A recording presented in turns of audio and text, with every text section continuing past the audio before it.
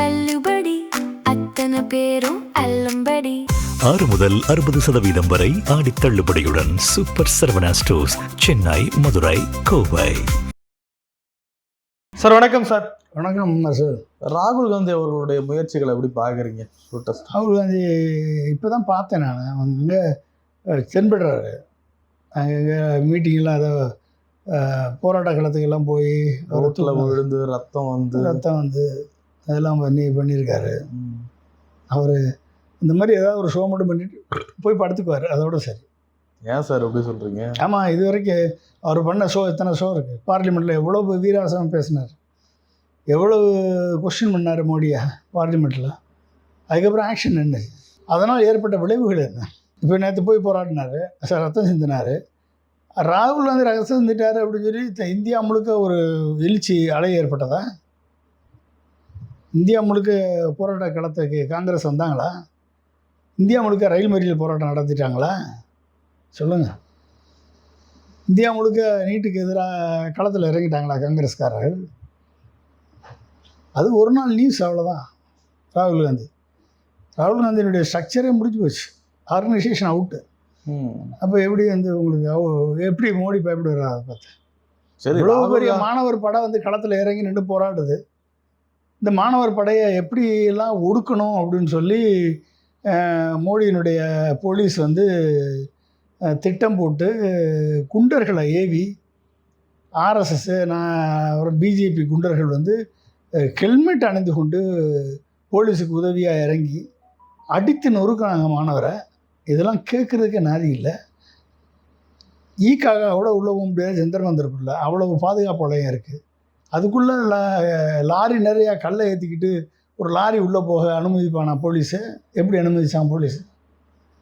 அப்போ போலீஸே லாரியை கொண்டு இறக்கி இந்த குண்டர்களை வைத்து கல்லை கொண்டு எரிஞ்சாங்க என்ற ஒரு வன்முறையை தூண்டிவிட்டு அமைதியாக போராடக்கூடிய மாணவர்களை நீ தீவிரவாதிகள் மாதிரி சித்தரித்து இதை ஒடுக்கணும், அடக்கணும் என்று வலதுசாரி குரூப்பு அங்கங்கே நடக்குது. ஸோ எங்கெல்லாம் பிஜேபியினுடைய ஆட்சி நடக்கிறதோ அங்கெல்லாம் இதே மாதிரியான மாணவர்களை அடக்கி ஒடுக்கக்கூடிய நிகழ்வு நடக்குது. தமிழ்நாட்டில் பிஜேபியினுடைய ப்ராக்சி அரசு நடக்கிறதுனால முதல்வர் ஜோசப் என்ன பண்ணுறாரு, எல்லா மாணவர்களையும் அடித்து நொறுக்குகிறார் போலீஸை வைத்து. கல்லூரிகள் பல்கலைக்கழகங்களில் புகுந்து மாணவர்களை கரெஸ்ட் பண்ணி கைது பண்ணி கொண்டு போய் இழுத்து செல்கிறது போலீஸ் தரதர என்று. மாணவர்கள் பீஸ்ஃபுல்லாக போராடுறதுக்கு இடமே இல்லை. இல்லை, டெல்லியில் மாணவர்கள் போடுறாங்க, ராகுல் காந்தி அவர்கள் சப்போர்ட் பண்ணுறாரு. ஒருங்கிணைஞ்சு போராடினால ஒரு அழுத்தம் அதிகமாக இருக்குது. திமுக தனியாக துண்டாக ஒரு பக்கம் போராடிட்டு நிற்குது. எங்கே தனியாக திமுக என்ன தனியாக காங்கிரஸோட இணைஞ்சு ஒரு காங்கிரஸ் இதுக்கு எனக்கு சம்மந்தம் இருக்குது? காங்கிரஸோட என்ன இணையணும்? காங்கிரஸ் எத்தனை பேர் போராடிட்டாங்க? போராடுறது மாணவர்கள், சிஜேபியினுடைய மாணவர்கள். எதிர்கட்சிகள் ஓரணியில் நிற்கணும்ல சார். எதுக்கு நிற்கணும்? காங்கிரஸோட ஏன் நிற்கணும்? ஒரு நாள் கூத்துக்கு மீசையை வச்சா மேடையில்ன்ற மாதிரி ஒரு நாள் கூத்துக்கு ராகுல் வந்துட்டு போவார். காங்கிரஸு, கம்யூனிஸ்ட்டு எல்லாம் தான் போராட்டத்தில் களத்தில் நிற்கிறாங்களே. கனிமொழி இருக்காங்க, கம்யூனிஸ்ட்டு தோழர் ஒரு லேடியை பார்த்தேன் நான், அவங்க இருக்காங்க. எல்லாரும் மாணவர்கள் போட இருக்காங்களே. இவர் பிரைம் மினிஸ்டர் வீட்டுக்குள்ளே போயிருக்காரு. வேறு யார்? காங்கிரஸ் தானே தனியாக போய் போராட்டம் பண்ணிகிட்ருக்கு. மாணவர்கள் போராட்ட களத்தில், மாணவர்கள் களத்தில் எல்லோரும் ஒன்றா தான் நிற்கிறாங்க. அவங்க திருமாவளவன் அங்கே போயிருக்காரு, கனிமொழி அங்கே இருக்காங்க, கம்யூனிஸ்ட் தோழர்கள் அங்கே இருக்காங்க, எல்லோரும் கூட இருக்காங்க. பிரகாஷ்ராஜ் போயிருக்காரு கூட, எல்லாருமே அங்கே இருக்காங்களே. இப்போ போராடுற மாணவர்கள் போய் நிற்கிறோம். அதை விட்டுட்டு ராகுல் காந்தி தனியாக போராட்டம் பண்ணால் எப்படி அது செல்லுபடி ஆகும்? சொல்லுங்கள். அது ராகுல் காந்தியில் போய் சொல்லுங்கள், நீங்கள் அங்கே போய் போராடியா, இங்கே இருக்கியா போய் தனியாக போய் போராடிட்டு இருக்கேன்னு. அங்கே போய் மாணவர்களோட உட்கார சொல்லுங்கள். ஒரு 1000 வக்கீல காங்கிரஸ் சார்பாக அனுப்ப சொல்லுங்கள் சுப்ரீம் கோர்ட்டை நோக்கி. டைம் இல்லைன்னு சொன்னார்ல சுப்ரீம் கோர்ட்டினுடைய சீஃப் ஜஸ்டிஸு, இந்த மாதிரி வீடியோக்கள்லாம் பார்க்குறதுக்கு எங்களுக்கு டைம் இல்லைன்னு 1000 வக்கீலை கொண்டு கேஸ் ஃபைல் பண்ணி முற்றுகையிட சொல்லுங்கள் சுப்ரீம் கோர்ட்டை. என்ன பண்ணிட்டுருக்கீங்க? உங்களோட வக்கீல் அணி இருக்கா இல்லையா? ராகுல் காந்தி, மிஸ்டர் ராகுல் காந்தி வக்கீல் அணி வச்சுருக்கீங்களா இல்லையா? அனுப்புங்களேன். செவனேன்னு உட்காந்துருக்கிறதுக்காக ராகுல் காந்தி எதிர்கட்சி தலைவர் வேணும்? ஒரு நாள் கூத்துக்கு போய் படம் காமிச்சிடுறதுக்காக எதிர்கட்சி தலைவர் வேணும்? அனுப்புங்களேன். ஒரு 1000 வக்கீலை கொண்டு போய் சுப்ரீம் கோர்ட்டில் கேஸை ஃபைல் பண்ண சொல்லுங்கள். சுப்ரீம் கோர்ட்டு சீஃப் ஜஸ்டிஸ் எடுக்கிறாரா இல்லையான்னு பார்ப்போம். 1000 வக்கீலில் போராட்டம் பண்ண களத்தில் இறக்குங்க. காங்கிரஸ் வக்கீல் களத்தில் இறங்கினார்கள். இதை டைல்யூட் பண்ணுறதுக்கு மோடி எல்லா வேலையும் பண்ணிகிட்ருக்காரு. நான் புது ஸ்பெஷல் கோர்ட் அமைக்கிறேன், அது உடனே இந்த கேஸை விசாரிக்கும். என்ன கேஸை விசாரிக்கும்? நீட்டே ஃப்ராடையா? நீட்டே ரத்து பண்ணணும்னா நீட்டுடைய பேப்பர் லீக்கேஜ் எத்தனை வருஷம் விசாரிப்ப? நீ எத்தனை வருஷம் விசாரிப்ப? வருஷம் இதே தொழிலாக நடத்திக்கிட்டு இருப்ப. 50,000 கோடி பிஸ்னஸ்ஸு, இன்னும் அடுத்து ஒரு 2-3 வருஷத்தில் 1,00,000 கோடி பிஸ்னஸ் ஆகும். வர்ற பணத்தில் நீ கொள்ளையடிப்ப. அதை பார்த்துக்கிட்டு மக்கள்லாம் வந்து மாணவர்கள்லாம் வந்து டாக்டர் கனவை பொசிக்கிட்டு செத்து போகணும். இதுதான் உங்களுடைய எண்ணமா? இன்றைக்கி மாணவர்கள் வீதியில் வந்து களத்தில் இறங்கி போராடி கொண்டிருக்கிறார்கள். அந்த மாணவர்களுக்கு உறுதுணையாக இருக்க வேண்டிய பொறுப்பு ஒவ்வொரு இந்தியனுக்கு இருக்கிறது, ஒவ்வொரு கட்சிக்கும் இருக்கிறது. அவர்கள் போராட்டத்தில் கலந்து கொள்ள வேண்டும். பெற்றோர்கள் அவர்கள் போராட்டத்துக்கு நம்ம ஆதரவாக நிற்கணும். என் பிள்ளை டாக்டருக்கு படிக்கலை, எனக்கு என்னன்னு நிற்காதீங்க, இருக்காதீங்க. இன்றைக்கி இளைஞர்களும் மாணவர்களும் இன்றைக்கி போராட களத்தில் நிற்கிறாங்க. அவர்களுக்கு உறுதுணையாக வாங்க பெற்றோர்கள். கார் எடுத்துகிட்டு வாங்க, பைக் எடுத்துகிட்டு வாங்க, எல்லாத்தையும் எடுத்துகிட்டு வந்து ரோட்டில் நிறுத்திட்டு போய் அவங்க மாணவர்களோட உட்காருங்க. ஒட்டுமொத்த டிராஃபிக் ஸ்தம்பிக்கட்டும். ஒட்டுமொத்த இந்தியா முழுக்க டிராஃபிக் ஸ்தம்பிக்கட்டும். கார் பைக் எடுத்து மெயின் ரோட்டில் எல்லா ரோட்லையும் நிறுத்துங்க. எல்லா டிராஃபிக் சிக்னல்லையும் காரை நிறுத்திட்டு வாங்க. நீங்கள் நிறுத்திட்டு களத்துக்கு வாங்க. கார் ஒன்றும் வந்து கொள்ள போயிடாது. இறங்கி பாருங்கள், நடக்குதா இல்லையான்னு பாருங்கள்.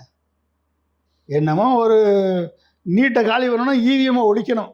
இவிஎம்மை ஒழிக்காத வரைக்கும் இந்த நீட்டு மாதிரி பல்வேறு அநீதிகள் இந்தியாவில் பரப்பப்படும், இந்தியாவில் நடக்கும். இதை மாற்றவே முடியாது.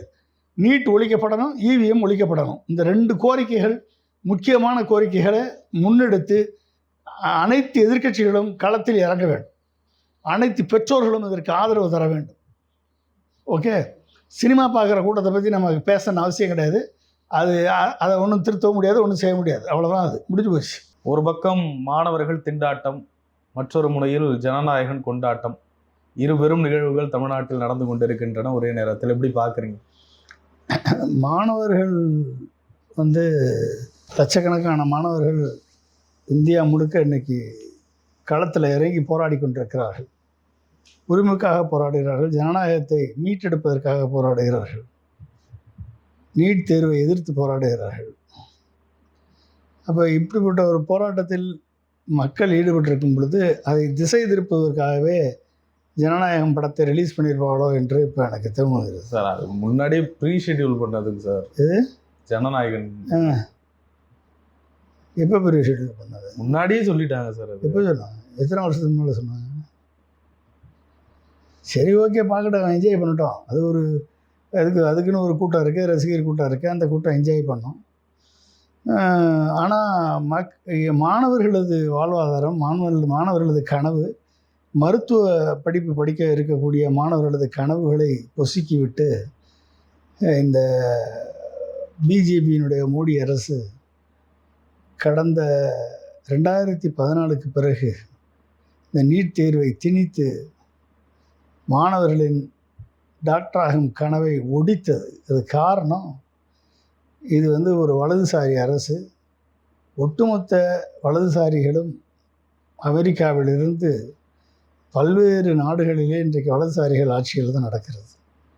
அவர்களது எண்ணம் என்னென்னா, மெடிக்கல் ஒரு மிகப்பெரிய பணம் கொளிக்கும் துறை, எஜுகேஷன் ஒரு பணம் கொளிக்கும் துறை, அதே மாதிரி விவசாயம், agriculture and agro food processing ஒரு பணம் கொளிக்கும் துறை. இப்போ எந்த இடத்துல எல்லாம் வந்து பணம் கொளிக்குமோ அங்கெல்லாம் கார்ப்பரேட் வரணும், இப்போ கார்ப்பரேட் கல்ச்சர் வரணும் அப்படின்னு தான் அவர்களது அந்த திட்டம். அந்த திட்டத்தின் விளைவாகத்தான் நீட்டை கொண்டு வந்து புகுத்தியது மோடி அரசு. காரணம் என்ன சொன்னாங்க? ஜேபி நட்டா சுகாதாரத்துறை அமைச்சராக இருக்கும் பொழுது தான் இந்த சட்டத்திருத்தமெல்லாம் வந்துச்சு. நாங்கள் வந்து நீட்டு கொண்டு வந்துட்டா கேபிட்டேஷன் ஃபீஸை ஒழிச்சிருவோம், அது மட்டும் இல்லாமல் தரத்தை நாங்கள் வந்து மேம்படுத்திடுவோம் என்று சொன்னார்கள். அப்போ எத்தனை பேர் வந்து போராட்டம் பண்ணாங்க? நீட்டை கொண்டு வாப்பா, உங்களுடைய நீட்டை வந்து all India institutions like AIIMS, JIPMER, PG Chandigarh, இந்த மாதிரி ஆல் இந்தியா இன்ஸ்டிடியூஷன்ஸுக்கு எய்ம்ஸ் என்ற ஒரு தேர்வை வச்சு, நீட் என்ற தேர்வை வச்சுக்கோங்க. நீங்கள் வந்து மாநில அரசுகள் நடத்தக்கூடிய பண உதவி நடத்தக்கூடிய பல்கலைக்கழகங்களுக்கும் மருத்துவ பல்கலைக்கழகங்களுக்கும் நீட்டை ஏன் கொண்டாடுறீங்க? நாங்கள் பொதுவாக வந்து ஒரு தரத்தை நாங்கள் வந்து உறுதிப்படுத்துகிறோம் என்றெல்லாம் சொல்லி அவர்கள் இதில் நுழைந்தார்கள். நுழையும் போது கோச்சிங் இண்டஸ்ட்ரியினுடைய மார்க்கெட் 2000 கோடி. Coaching இண்டஸ்ட்ரியுடைய market 2014. 2026 எவ்வளோ தெரியுமா? 50,000 கோடி. 50,000 கோடி சம்பாதிக்கக்கூடிய கோச்சிங் இண்டஸ்ட்ரி மாஃபியாக்கள், இந்த கோச்சிங் இண்டஸ்ட்ரியினுடைய ஆட்கள், அவர்கள் தான் அந்த நீட்டு தேர்வை, என்டிஏ தேர்வை கண்ட்ரோல் பண்ணுறாங்க. இப்போ என்டிஏ தேர்வில் ஒவ்வொரு கோச்சிங் இண்டஸ்ட்ரிக்கும் இருக்கக்கூடிய போட்டி தேர்வு, எந்த கோச்சிங் இண்டஸ்ட்ரி அதிகமான பேரை நீட்டுக்கு டாக்டராக செலக்ட் பண்ணி அனுப்புது என்பதில் மிகப்பெரிய போட்டி. அப்போ அந்த போட்டியில் வெல்ல வேண்டும் என்று சொன்னால் பேப்பரை வாங்கணும், கொஷின் பேப்பரை கண்டுபிடிக்கணும், கொஷின் பேப்பரை லீக் அவுட் பண்ணணும், கொஷின் பேப்பரை லீக் அவுட் பண்ண வைக்கணும். என்ன கேள்வி கேட்குறாங்கன்னு அதுக்குள்ளே நுழைஞ்சு அந்த கொஷினை கொண்டு வரணும். இத்தனையும் முயற்சிகள் எடுக்கப்பட்டு தொடர்ந்து 2019 இந்த தேர்வு கேலிக்கூத்தாக இந்த நீட் பேப்பர் லீக் ஆகி கோச்சிங் சென்டருடைய ஒரு ஆட்டமாக மாறி நிற்கிறது. இப்போ 2000 கோடி பிஸ்னஸ் 50,000 கோடி பிஸ்னஸாக மாறும் பொழுது அவருக்குள் நடக்கக்கூடிய இந்த போட்டியின் விளைவாக உண்மையாக படித்து 2 வருஷம் 3 வருஷம் 12 படித்த பிறகு 2 வருஷம் 3 வருஷம் படிக்கிற பிள்ளைங்க, இல்லை பெற்றோர்கள் சிபிஎஸ்சி பள்ளியில் கொண்டு போய் பிள்ளைங்களை சேர்ப்பது, அந்த சிபிஎஸ்சி பள்ளிகள், ஒரு சிபிஎஸ்சி பள்ளி கூட இதுவரைக்கும் உருப்படியாக ஒரு கோச்சிங் சென்டரோட டைப் இல்லாமல் நடத்துனது கிடையாது. எல்லா பள்ளிகளும் கோச்சிங் சென்டரோட டைப் பண்ணிக்கிறாங்க. டாப் லெவல் கோச்சிங் சென்டரோட டைப் பண்ணுற பள்ளியில் டாப் கிளாஸ் பேமெண்ட்டு, அதுக்கப்புறம் மிடில் டயரில் டைப் பண்ணுற பள்ளிங்களாம் அதுக்கப்புறம் கொஞ்சம் கொஞ்சம் பேமெண்ட்டு. ஸோ ஒவ்வொரு வருஷமும் லட்சக்கணக்கான கோடிக்கணக்கான பணத்தை, மக்கள் பணத்தை கொள்ளையடித்து கொண்டிருக்கிறது கோச்சிங் இண்டஸ்ட்ரி. இதற்கு உடந்தை சிபிஎஸ்சி பள்ளிகள். ஓகே, அப்போ இந்த நிலையில் பிள்ளைங்க வந்து 9ஆம் வகுப்புலேருந்தே பள்ளிக்கு போகிறதில்ல, கோச்சிங் சென்டருக்கு போயிடுறாங்க. பள்ளியிலேருந்து அங்கே போய் அட்டண்டன்ஸ் போட்டு வந்துடுறாங்க. ஓகே, ஸோ இப்படியெல்லாம் படிக்க வைக்க வேண்டிய சூழல் ஏற்பட்டதுக்கு காரணம் யார்? அப்போ இந்த சிபிஎஸ்சி என்ற ஒரு சிலபஸை மத்திய அரசு பள்ளியில் படிக்கக்கூடிய மத்திய அரசு ஊழியர்களுக்காக கொண்டு வந்தோ, கேந்திரிய வித்யாலயில் பள்ளிக்கூடத்தில் படிக்கக்கூடியவர்களுக்காக சிபிஎஸ்சி சிலபஸை கொண்டாங்க.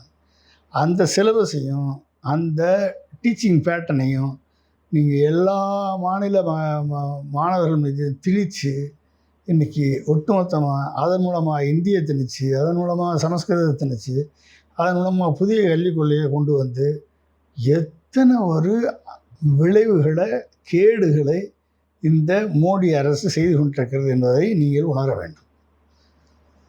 எனவே நீட் என்பது ஒரு பெரிய லார்ஜர் கான்ஸ்பிரசியோட ஒரு சின்ன பார்ட். அப்போ அப்படிப்பட்ட ஒரு நீட்டை இன்றைக்கி வந்து நூற்றுக்கணக்கான மாணவர்கள் தற்கொலை செய்து இறந்துருக்கிறாங்க. அந்தந்த மாநிலம் வந்து கல்வி முறையவே மாற்ற வேண்டிய சூழலுக்கு தள்ளப்பட்டு கொண்டிருக்கிறது. பல்வேறு மாநிலங்கள் 9ஆம் வகுப்புக்கு அப்புறம் எல்லாத்தையும் சிபிஎஸ்சி ஸ்டாண்டர்டாக மாற்றிட்டான். அப்போ என்ன அர்த்தம்? ஒரே நாடு ஒரே கல்வி என்ற கொள்கைக்கு கொண்டு போய் சேர்க்குறாங்க. இங்கே அதான் பிரச்சனை.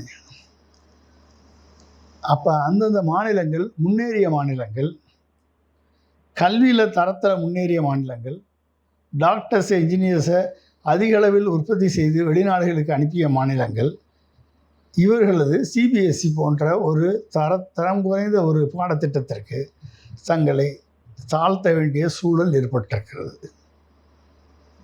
ஓகே, இப்படிப்பட்ட ஒரு நிலைக்கு தள்ளப்பட்டிருக்கிறார்கள். எனவே இது வந்து ஒரு மிகப்பெரிய கார்பரேஷன். எதுக்கு தள்ளப்படுறாங்க அப்படின்னா, மருத்துவர்கள் எல்லாரும் மருத்துவர் ஆகிவிடக்கூடாது. பணம் படைத்தவன் மட்டும்தான் மருத்துவர் ஆக வேண்டும். பணம் உள்ளவர்கள் மட்டும்தான் மருத்துவர் ஆக வேண்டும். அப்போ பணம் படைத்தவன் மட்டும்தான் மருத்துவர் ஆகணும்னா எப்படி வந்து அவன் கிராமப்புறத்துக்கு வேலை செய்வான்? அங்கே தான் போகக்கூடாது. அங்கே கிராமப்புறத்துக்கு அவன் போகக்கூடாது. ஒட்டுமொத்த கிராமப்புறமும் சொத்து பத்தை விற்று கார்ப்பரேட் ஹாஸ்பிட்டலுக்கு வந்து சேரணும். நாங்கள் இன்சூரன்ஸு தர்றோம், 5 லட்சம் தரோம், 10 லட்சம் தரோம், 25 லட்சத்துக்கு இன்சூரன்ஸ் தரோம்னு சொல்லி எல்லா கேஸையும் அதில் போட்டு, ஓகே இது அதில் சேராது, அது இதில் சேராது, இது இதில் சேராது என்று சொல்லிட்டு மொத்த பணத்தையும் நீங்கள் அடகு வச்சு கொடுக்க வேண்டிய சூழலுக்கு கார்ப்பரேட் ஹாஸ்பிட்டல்ஸ் இன்றைக்கு முன்னேறி கொண்டிருக்கிறது. புரிஞ்சுட்டிங்களா? இப்போ ஒட்டுமொத்த கார்ப்பரேட் ஹாஸ்பிட்டலும் ப்ரைவேட்டு தான் பெஸ்ட்டு என்ற சூழ்நிலைக்கு தள்ளப்பட்டு, அந்த ப்ரைவேட் ஹாஸ்பிட்டலுக்கு போய் சேர்ந்தால்தான் நம்ம உயிரை காப்பாற்ற முடியும் என்ற நிலைக்கு மக்கள் தள்ளப்பட்டு, சர்வீஸ் என்பது சுத்தமாக மறந்து, கவுண்ட்டு இன்றைக்கி எத்தனை இசிஜி எடுத்தாங்க, இன்றைக்கி எத்தனை எம்ஆர்ஐ எடுத்தாங்க, எத்தனை சிடி எடுத்தாங்க, எத்தனை பேருக்கு ஆப்ரேஷன் பண்ணாங்க என்று கவுண்ட் பண்ணி நடத்த வேண்டும் என்று சொன்னால், மருத்துவ படிப்பை எட்டாக்கணியாக மாற்ற வேண்டும் என்று மோடி கனவு கண்டார். அந்த கனவு இன்னைக்கு நனவாகி நிற்கிறது. இல்லை, இப்போ பிரதான கோரிக்கை வந்து மத்திய அமைச்சர் தர்மேந்திர பிரதான் பதவி விலக வேண்டும். இதில் தானே இருக்குது. ஏன்னாங்க தர்மேந்திர பிரதான் ஒரு டூல் தான்பா. அவர் வந்து ஒரு டூல். அவங்களுடைய சிஜேபி ஸ்டூடெண்ட்ஸ் வந்து பாவம், அவங்களுக்கு அஜெண்டா தெரியல. தர்மேந்திர பிரதான் நீக்கிட்டால் எல்லாம் சரியாயிரும்னு அவங்க நினைக்கிறாங்க. இது ஒரு மேஜர் கான்ஃபரன்ஸினுடைய ஒரு டென்டக்கிள் தானே அவர். ஆக்டோபஸ்ன்னு ஒன்று இருக்குது, அது இந்தியாவுக்கு மேலே இல்லை, உலகத்தையே பிடிச்சி ஆண்டுக்கிட்டு இருக்கு. பிஜேபின்றது ஒரு டென்டக்கிள். அந்த டென்டக்கிளோட தொங்கு சததானே தர்மேந்திர பிரதான். தர்மேந்திர பிரதான் நீக்கினா இன்னொரு தர்மேந்திர பிரதான் வந்துட்டு போகிறாரு. சர்வேந்திர பிரதான் வர்றாரு. இப்போ என்ன இருக்குது?